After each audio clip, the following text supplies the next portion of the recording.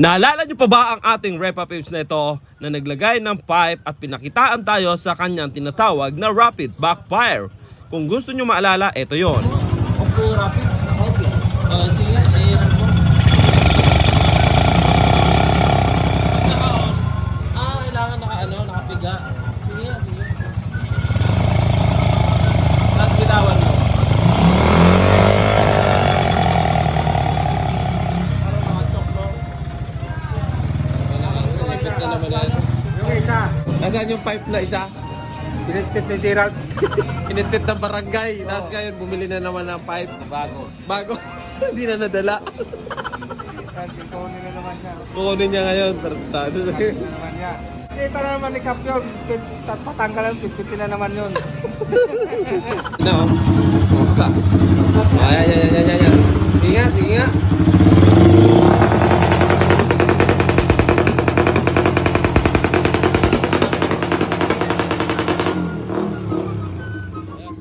Bumomba noong 2025 nung hating gabi at bumumbay naman noong 2026 dahil bumigay na ang kanyang makina. Update lang natin to, Repa. Ha? Anong ginawa mo nung ngayon? Binomba-bomba mo? Bomba. Binibigay niya talaga yung tunay na ligaya na naramdaman ko. Baba. O ta, gastos malala. Masaya naman no? Medyo. Putang ina. Ano na status na ngayon? Kalog yan? Oo, kalog. Tapos, Tapos paborito ng block. black. Ano ba black na? Stock pa rin. Stock black.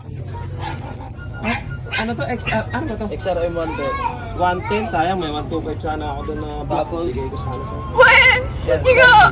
Clutch lining pa. Pero ang importante, masaya ka.